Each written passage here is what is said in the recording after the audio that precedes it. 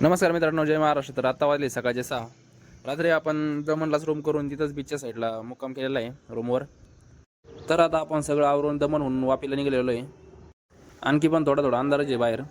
दमनहून वापीला जावं लागेल कारण वापीहून डायरेक्ट आपल्याला शिर्डी गाडी आहे. हे बा बाहेर आता बऱ्यापैकी उजेडलं आहे. आता दिसेल तुम्हाला. गेटच्या बाहेर आलो आपण. हे पाठीमागचं हे हॉटेल होतं आपलं. हे पहा इथून मागच्या साईडला इथून 100 मीटर अंतरावर लगेच समुद्र लागतोय. हे पहा पाठीमागं. आणि समुद्राच्या विरुद्ध साईडला चाललो आहे आपण. वापीला जायचं म्हटल्यावर आपल्याला ऑटोनेच जावं लागेल. आणि आणखी तर काही इथं कोणी उठल्यावर नाही दिसत. सगळं बंदच आहे. आणखी काय माहिती ऑटो पण लागते का नाही. पाहू आपण समोर जाऊन. आता समोर दिसत आहेत 2-3 ऑटो. पाहू त्यांना विचारून. आणि एक सांगायचंच राहिलं, आपल्यापेक्षा इकडे पेट्रोल डिझेल जरा स्वस्त आहे बरं का. पेट्रोल हे डिझेलच्याच भावात आहे. तर मित्रांनो ऑटो पण भेटलेली आपल्याला. ऑटोने आपण दमनला जात असताना मध्येच आम्हाला पोलिसांनी अडवलं. कारण दीव दमन हे वेगवेगळ्या केंद्रशासित प्रदेश आहे ना. दमन हे वेगळं राज्य आहे, जसं आपलं महाराष्ट्र राज्य आहे तसं. त्यांचे रूल्स पण वेगळे आहेत आणि त्यांचा मुख्यमंत्री पण वेगळा आहे. जाऊ दे, ते बॅग वगैरे चेक करीत तोपर्यंत मी तुम्हाला बाउंड्री लाईन दाखवतो. हे पहा इथं आता ही दमनची बाउंड्री लाईन आहे पाठीमागं. हां हे पहा. आणि हे प्रत्येक गाडी चेक करतात बरं का. एकदम काळजीपूर्वक त्यांनी प्रत्येक बॅग चेक केली. आपल्या पोलिसांसारखं नाही. बॅगवर चेक करण्यातच आमची 1 मिनटं गेली. चला आता हे पहा तुम्हाला आता मी वापी साईडचा एरिया दाखवतो. स्वच्छता भरपूर आहे इथं आणि रस्ते पण चांगले आहेत. रस्त्यात तुम्हाला असा कुठंच खड्डा काही दिसणार नाही. वापी दमन हे तरी महाराष्ट्रातून येताना सुरुवातीलाच लागतं, पण समोर सुरत, अहमदाबाद खूप पाहण्यासारखी सिटी आहे समोर. पुढच्या वेळेस आल्यानंतर जाऊ आपण, मग दाखवेल तुम्हाला. तर आता आपण आलेलो बस स्टॉपला. आता बस स्टॉपवर जाऊन आपण विचारून घेऊ आता बस कितीला आहे ते. इथं सगळे बोर्ड आणि ते सगळं गुजराती भाषेमध्येच लिहिलेलं आहे, त्याच्यामुळे याच्यावरचं काही वाचलं तरी काही कळत नाही. वाचता तर येतच नाही ते. आम्ही त्याला विचारून घेतलं की शिर्डी बस कधी आहे म्हणून. ते म्हणे शिर्डी बस ही 7 वाजता लागन. मग आपण आता येतं आणखी 10-15 मिनटं थांबणार आहोत, कारण 6:45 वाजलेले आहेत आता. तोपर्यंत आम्ही थांबून तिथं काय चहा वगैरे घेतला आणि थोडासा आराम केला. आणि तोपर्यंत लगेच 7 वाजले. 7 वाजल्यानंतर काय बस आली की लगेच गर्दी सुरू झाली. बस मग सगळी रिकामीच आहे, पण काय लोटालाटी केल्याशिवाय आपल्याला काय जमतच नाही. त्याच्यामुळं काय सगळ्याला आम्ही अगोदर जाऊ दिलं.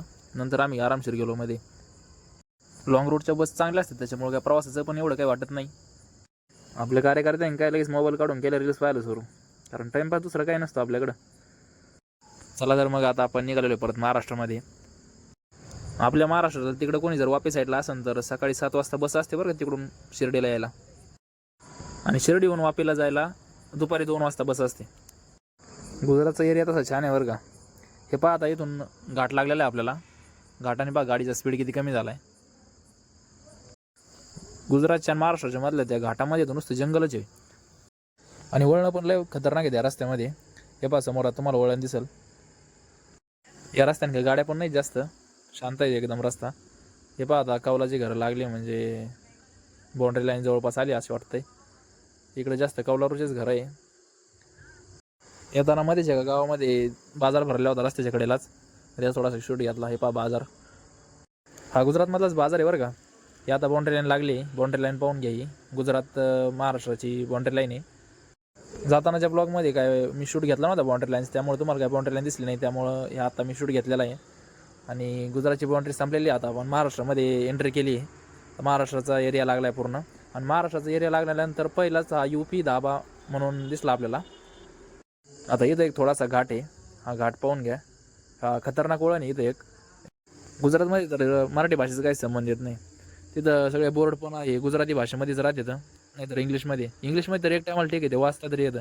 पण गुजराती भाषेमध्ये जर असलं तर ते काही वाचताच येत नाही. वाचायला गेलं तर पार डोक्यातून मुंगे निघायची बारी होती.